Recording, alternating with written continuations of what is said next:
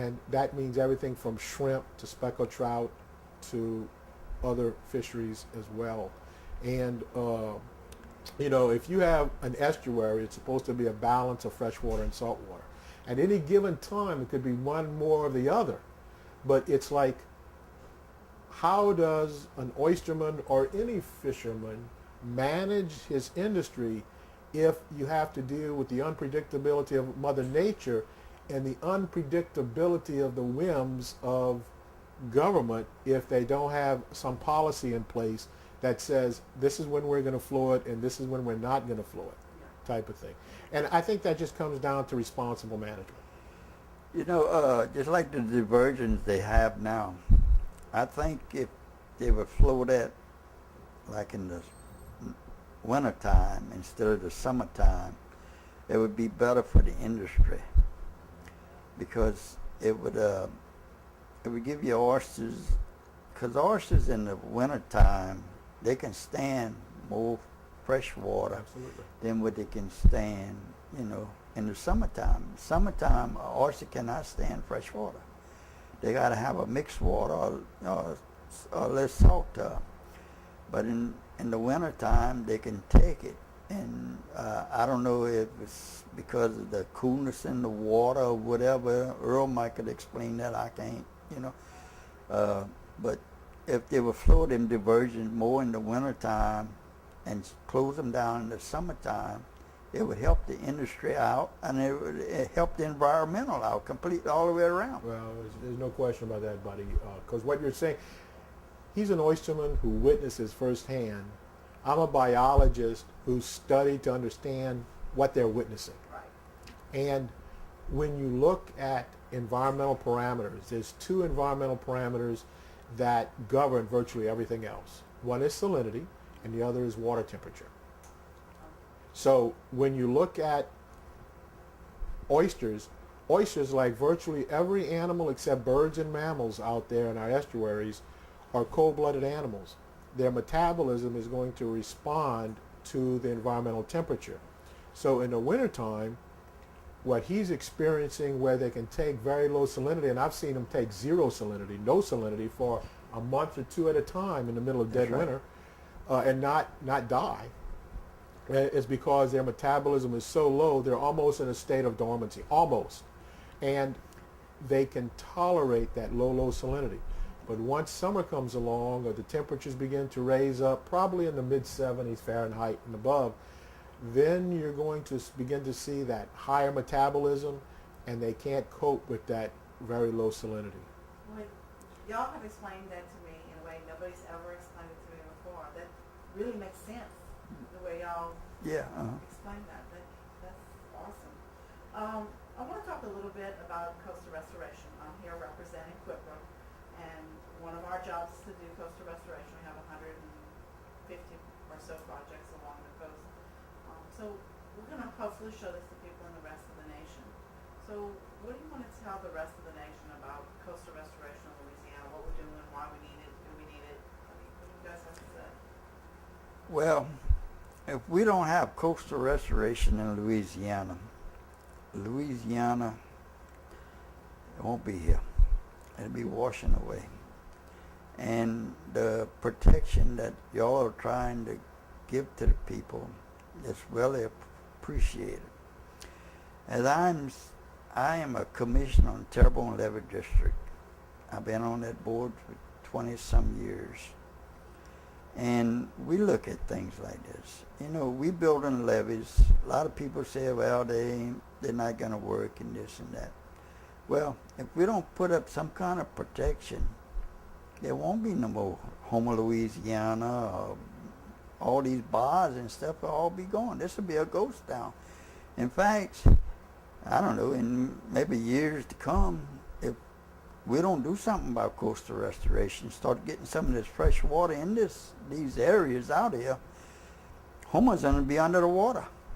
It's going to be a city under the water, And I'm not against coastal restoration. We need it bad. We need it bad for the seafood industry.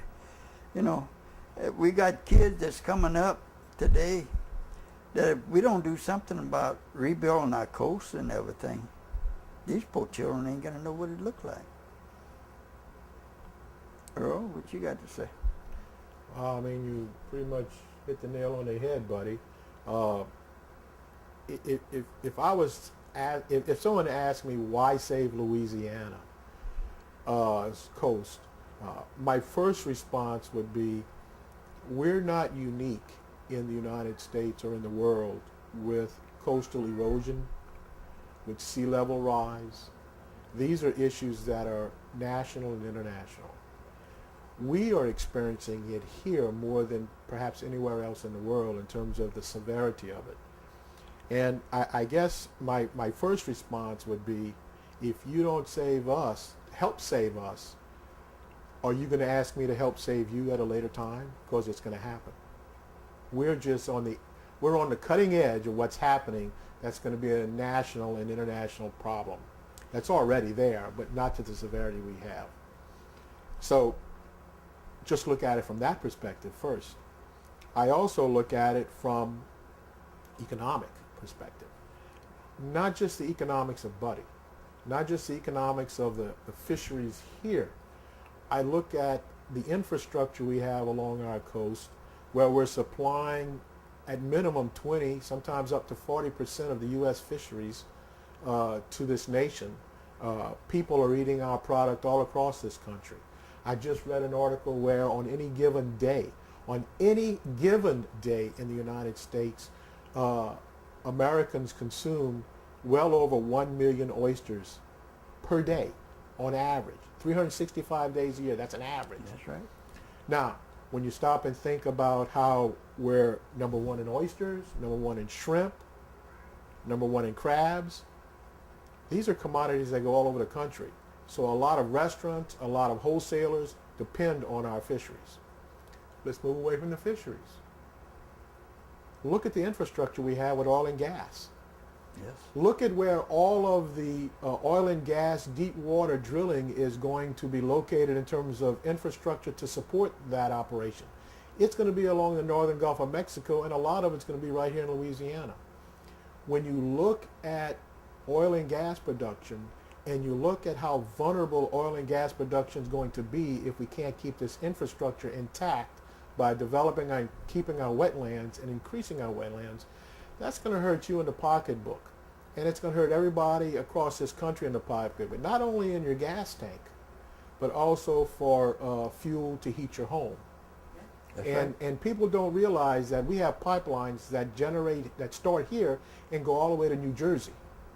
You know, so all of that comes into play. So we need to be stewards of our resources, our natural resources, and we need to show the world, not just the United States, but show the world that we can be stewards of any financial assistance that comes to us. We're going to use it in the right way and use it in such a way that we can demonstrate to others how it can be done. We've talked a lot about the oyster industry. I want to go back just a little bit, and I want you to see if you can kind of think about something from your childhood that connected you to a job, about being outside, about being in nature, about being in fisheries. And sometimes when you talk to people, they'll have a story. Something happened in their life that made them say, this is really what I want to do. Do you guys have anything like that? Well, I can tell you about my livelihood. Like I had told you before, my father died when I was 12, and he was in the oyster industry. My brother was in the oyster industry. And I saw opportunity in it that, you know, if you work hard at it, you can make something out of yourself. I had people tell me that they wouldn't work with me. I was a mule. I'm going to say the first one, the early bird gets the worm. You know, and I was out there making my living. I was supporting my family. And I just got more and more involved into it. And, it seemed like you could make a good living at it. And so I just stuck in it, got bigger into the industry, and then just kept growing because I didn't leave grass growing underneath my feet. I hustled after it. And there ain't nobody give me anything. I had to work for what I wanted, and I made a good living and a good life at it. And today, I could retire, but I'm not going to retire because I say it like this: once a fellow retires 6 months, they'll put him in the ground, you know, because I'm active. I stay active all the time. I get up at 4:30 in the morning. I come over here. I open up the shop for my workers. We work. I don't do nothing really physical and stuff, but I'm going all day.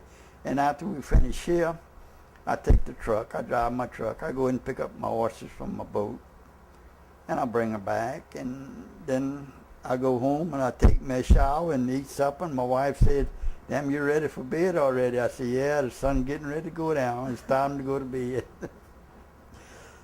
So, but I enjoy my life with the oyster industry, and